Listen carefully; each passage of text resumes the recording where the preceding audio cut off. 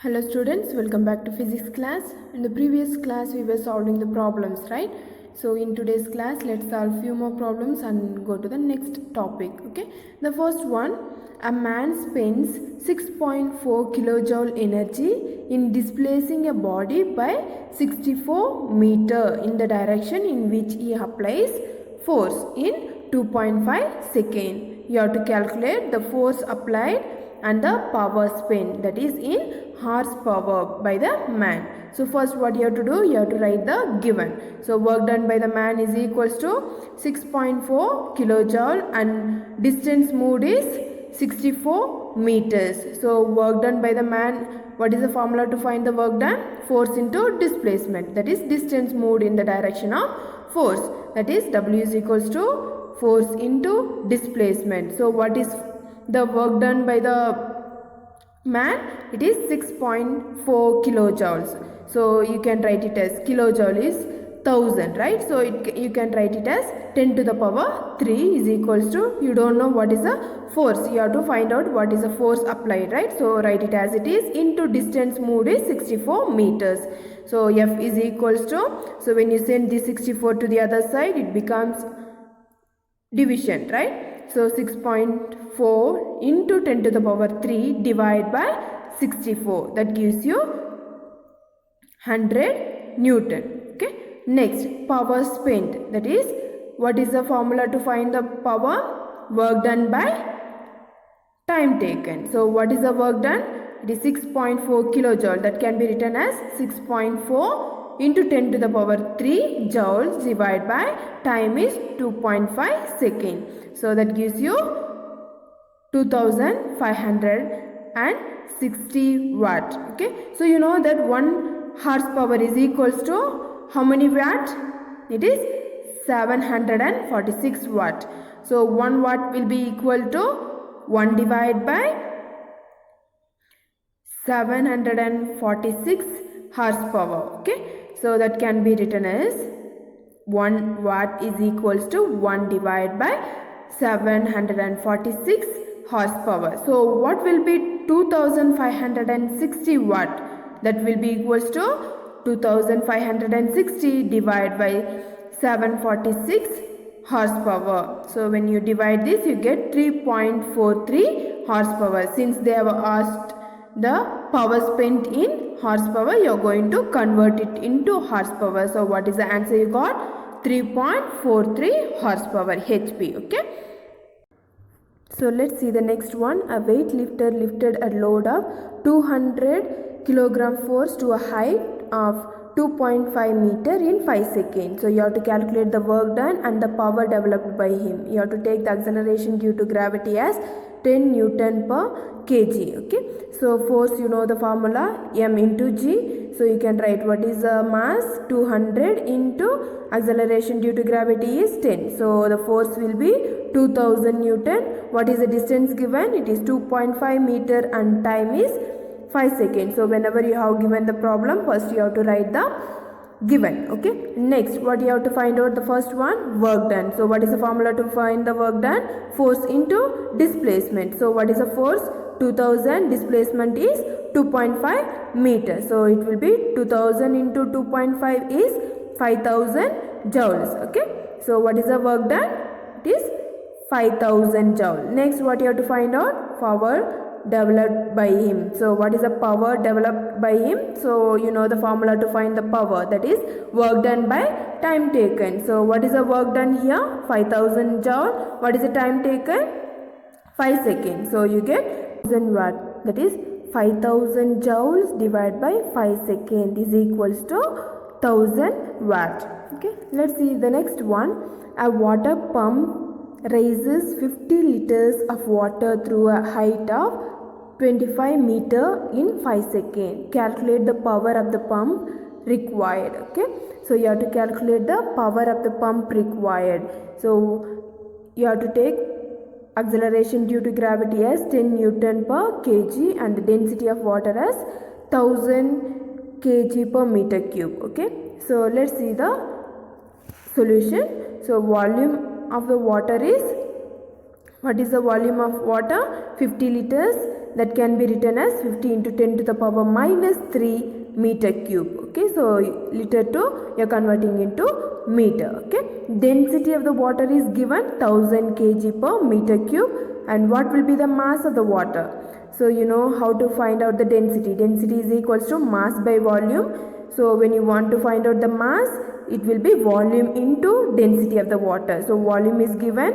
So what is the volume? 50 into 10 to the power 3, and the density of water is 1000. So 50 into 10 to the power minus 3 into 1000, that gives you 50 kg. So what is the mass of the water? 50 kg. So work done in raising 50 kg of water to a height of 25 meter against the force of gravity is W is equals to mgh. Okay, so you're raising it to a height, so it will be h, right? So force into displacement. Here force is mg and the displacement is the height to which it is raised, right? So W is equals to mgh. So what will be the power? Work done divided by time taken. So you can solve this and you can find out what is the work done, and then you can substitute, or else you can just substitute here and then you can find out the answer. So work done divided by time taken. So what is the work done? mgh divided by time taken. So you know what is the mass? It is 50 kg. And acceleration due to gravity is 10 into h is height 25 meter divided by what is the time taken? That is 5 seconds. That gives you 2500 watts. Okay, so see what you have to find out. According to that you have to solve the problem. So here you have found out the mass of the water. Since you have not given the mass, so you have given with the volume and density. So using this you can find out the mass, and then you can find out the work done, and then you have to find the power. Okay, so here also you can substitute mgh and then you can directly substitute the value work done, or else you can mgh itself you can take it here and substitute the value, and directly you can get the answer here also. Okay, so understood this problem? Let's move on to the next topic, different forms of energy. So in today's class we are going to see mechanical energy. So energy due to an object's motion or position, we call it as a mechanical energy. The mechanical energy is nothing but the energy possessed by a body due to its state of rest or of motion is called mechanical energy. So the bowling ball has a mechanical energy. When the ball strikes the pins, the mechanical energy is transferred to the pins. Okay, so we have two forms of mechanical energy. We have potential energy and kinetic energy. The total mechanical energy of a body is the sum of its potential energy and kinetic energy. So the total mechanical energy is sum of the potential energy and kinetic energy. So what is this kinetic energy and potential energy? Okay, let's see that. Potential energy, the stored up energy which has the potential to do work, okay, is called the potential energy. The energy possessed by a body at rest due to its position or size and shape is called the potential energy. So what is the potential energy? It is the energy possessed by a body at rest due to its position or size and shape is called the potential energy. So these are some of the example for potential energy. Stretching a rubber band, so the stored water in a dam, all those things will have the potential energy. It has the potential to do work, right? So it has the potential energy which is possessed by the body at rest due to its position or size and shape. We call it as a potential energy. So we have different forms of potential energy. That is, one is gravitational potential energy and the second one is elastic potential energy. Let us see the gravitational potential energy. So you know that each body experiences a force of attraction due to earth, which is called the force due to gravity or weight of the body. The potential energy possessed by a body due to the force of attraction of earth on it is called the gravitational potential energy. So what is the gravitational potential energy? The potential energy possessed by a body due to the force of attraction of earth on it is called the gravitational potential energy. The gravitational potential energy of a body is zero when it is at infinity, because the force of attraction of the earth on the body is zero. So when the force of attraction of earth on the body is zero, then the gravitational potential energy of the body is also zero. So if the body is at finite distance from the earth, the gravitational potential energy of the body is negative. Okay, so since the work done by the force is gravity itself, when it is at a finite distance from the earth, the gravitational potential energy of the body is negative, as the distance of the body from the surface of the earth increases.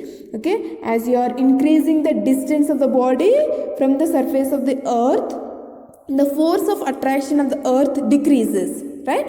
So its gravitational potential energy increases, that is, the negative value of the gravitational potential energy decreases, and finally it becomes zero. So what is this gravitational potential energy? The potential energy possessed by a body due to the force of attraction of earth on it. It is called its gravitational potential energy. The next one, elastic potential energy. So when an external force is applied on a non-rigid body, it gets deformed due to change in its size and shape. On removal of the force, it regains its original form due to the property of elasticity. Okay, some work is done by the external force in deforming the body. This work is stored in the body in the form of its elastic potential energy. Thus, the potential energy possessed by a body in the deformed state due to its change in its size and shape is called the elastic potential energy. So what is the elastic potential energy? The potential energy possessed by a body in the deformed state due to change in its size and shape is called the elastic potential energy of the body. Okay, spring, when it is compressed or stretched, okay, the spring gains the elastic potential energy. It is nothing but the amount of work done in deforming that body or in changing the size and shape of the body. It is the amount of work done in deforming the body. Okay, that is called the elastic potential energy.